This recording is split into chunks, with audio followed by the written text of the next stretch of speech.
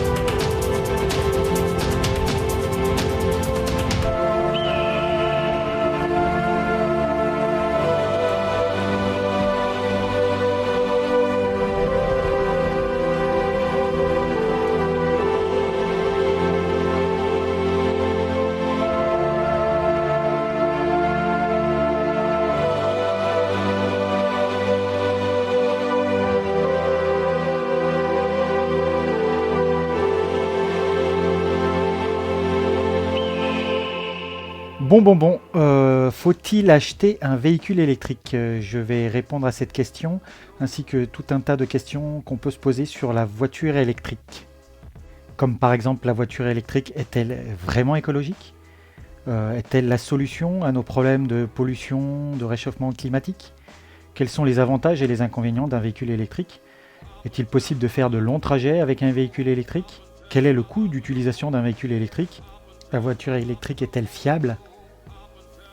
Alors, il faut savoir que dans le monde, il y a plus de 1,2 milliard de voitures en circulation. Pour la France, il y avait par exemple 32 millions de voitures en 2018 et 250 millions aux USA. En 2018, 1,26 million de voitures électriques ont été vendues dans le monde, ce qui est une part vraiment infime par rapport aux véhicules thermiques qui sont l'essence et le diesel.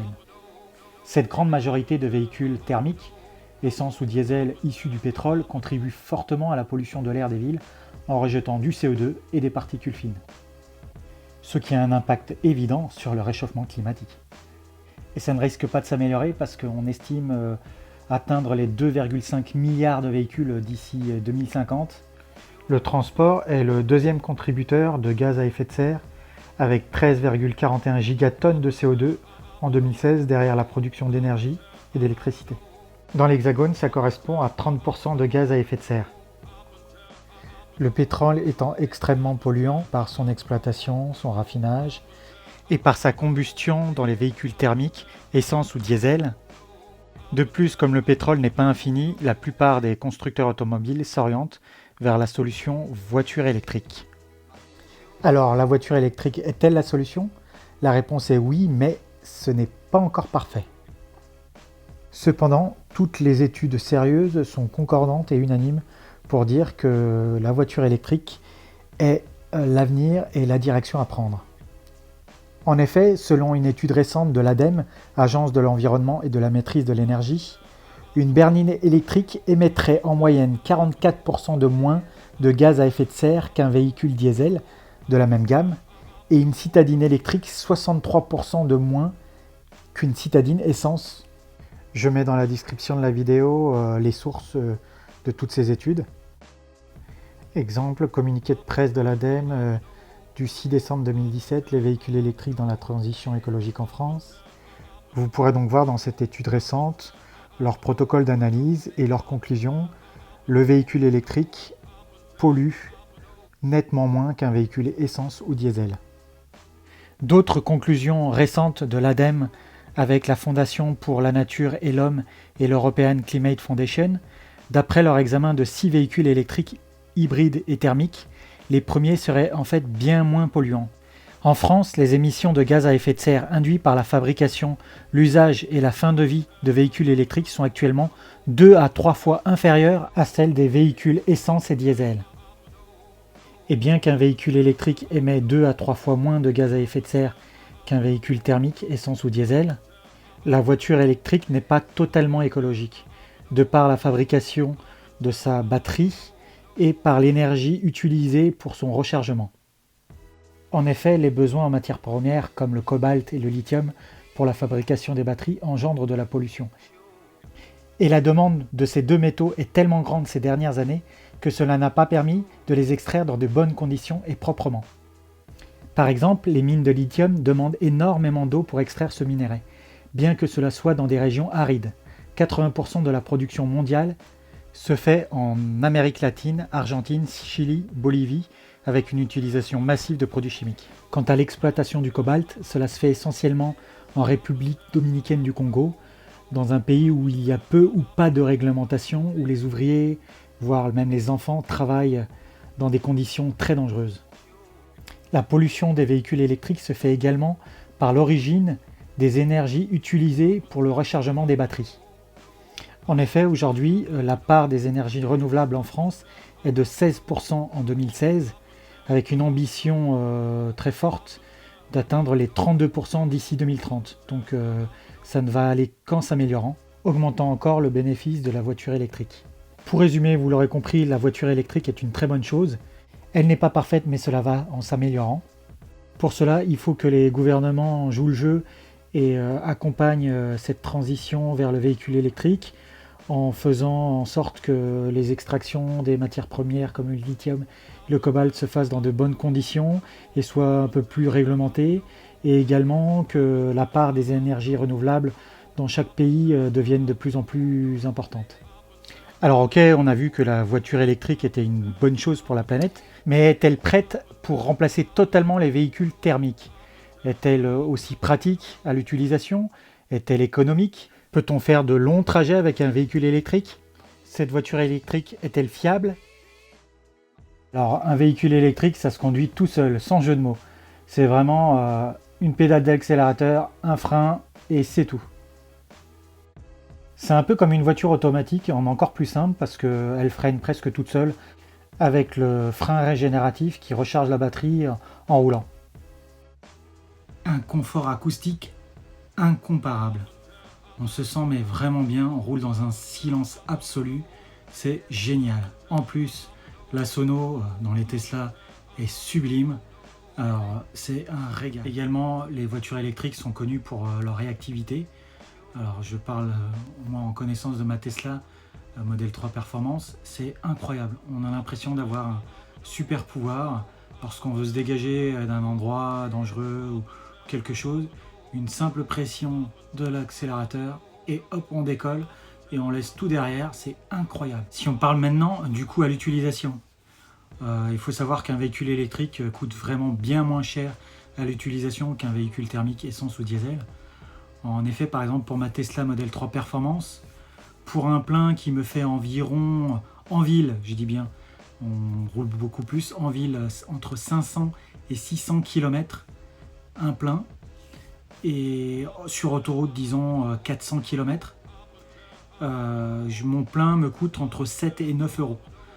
Comparé à un véhicule thermique type essence, ça serait plutôt dans les 50-60 euros. Ces valeurs de kilométrage peuvent être diminuées avec la température extérieure. En hiver, il faut plutôt compter 20 à 30% de moins qu'en été.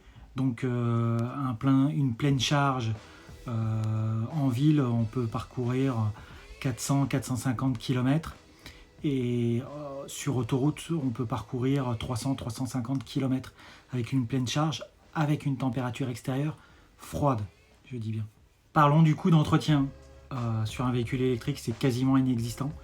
Il y a 100 fois moins de pièces dans le moteur, donc pas moins d'usure, moins de panne, pas de turbo, pas d'embrayage, bref, presque aucun entretien, donc la facture est divisée par 10 l'entretien. Parlons des freins par exemple, comme j'en parlais juste avant avec le freinage régénératif qui permet de récupérer une partie de l'énergie cinétique pour en faire de l'électricité. Les freins sont beaucoup moins sollicités et les plaquettes doivent être remplacées moins souvent qu'avec un véhicule thermique. C'est grâce au frein moteur, donc on ne freine quasiment jamais. Alors j'entends certains dire « Oui, mais la voiture électrique est beaucoup plus chère à l'achat qu'un véhicule essence ou diesel, donc au final ça revient plus cher. » Encore une idée fausse. Une étude parue sur UFC Que Choisir montre que malgré le prix d'achat plus élevé de la voiture électrique, elle revient moins cher que son équivalent essence ou diesel si on intègre l'ensemble des coûts du véhicule, que ce soit dans le neuf ou l'occasion. C'est encore plus vrai dans l'occasion, si vous achetez un véhicule électrique d'occasion. Alors vous voyez dans cet article de novembre 2018 sur Le Point, qui parle donc de l'étude de UFC Que Choisir, qui montre bien donc que le véhicule électrique est moins cher que son équivalent essence ou diesel si on prend en compte tous les frais d'utilisation, maintenance et autres. Alors la question, peut-on faire des longs trajets? La réponse est oui. J'ai fait un Paris-Marseille, donc environ 800 km sans aucun souci. Il faut savoir que pour Tesla et de bientôt les autres constructeurs avec Ionity, le consortium allemand, des bornes de recharge sont situées quasiment partout sur le territoire français. Pour Tesla, c'est une borne à tous les 100-150 km. Donc il n'y a aucun problème à faire un long trajet. Ce qui est limitant pour faire un long trajet en véhicule électrique, c'est pas son autonomie, combien de kilomètres qu'elle peut parcourir avec une charge, mais plutôt, premièrement, la taille de votre vessie, et deuxièmement, votre fatigue. En effet, la sécurité routière préconise de s'arrêter toutes les 2 heures lorsqu'on est fatigué, s'arrêter 15 à 20 minutes pour effacer les méfaits de la fatigue. Et donc pendant ce temps-là, vous en profitez pour recharger votre véhicule. 15 à 20 minutes, c'est largement suffisant pour repartir et parcourir votre trajet. Alors oui, ça peut être une contrainte, la recharge, lorsqu'on doit recharger son véhicule sur une simple prise électrique à la maison, si on n'a pas une borne, un superchargeur, disons à la maison, ça peut prendre jusqu'à 20 heures sur une simple prise. C'est vrai, mais bon, il faut penser la recharge d'un véhicule électrique totalement d'une autre façon, pas comme quand on fait le plein d'une voiture. Il faut penser lorsqu'on n'utilise pas son véhicule. Durant la nuit, pendant que vous dormez, vous la rechargez. Le matin, elle est tout le temps pleine. C'est pas je dois aller faire le plein, c'est elle se recharge pendant que vous dormez. Le lendemain matin, elle est tout le temps pleine. Il faut voir ça comme ça. Après, pour ceux qui vivent en copropriété et qui n'ont pas les moyens d'avoir une prise de recharge à domicile, déjà d'une, il faut faire la demande parce qu'il y a un droit à la prise. Ça sera le sujet d'une autre vidéo, je suis dans ce cas également. Vous l'aurez compris, pour moi, la technologie voiture électrique est totalement prête. Il n'y a plus qu'à y passer. Je sais qu'il y a encore beaucoup de personnes qui sont sceptiques, mais pour l'instant, mais vous verrez que d'ici quelques années, la plupart des gens seront convaincus que c'est l'avenir, et je vais faire mon maximum pour convaincre un maximum de personnes d'y passer, et vous verrez, vous ne serez pas déçus. Dans tous les cas, il ne faut plus attendre, soyez des lead users, jouer votre rôle dans l'innovation. Soyons des utilisateurs précoces de cette nouvelle technologie voiture électrique. Soyons des avant-gardistes de cette nouvelle tendance qui nous permettra donc de remplacer l'ère du tout pétrole à une énergie plus propre et plus responsable. Merci d'avoir suivi ma vidéo. Si vous avez aimé ma vidéo, n'hésitez pas à me le faire savoir en me laissant des commentaires ou en me lâchant un petit pouce bleu. Ou si vous n'avez pas aimé, également me le faire savoir. Si vous êtes intéressé, n'hésitez pas à vous abonner. Il y aura bien d'autres vidéos sur le sujet voiture électrique, Tesla et bien d'autres choses encore. Merci, ciao ciao.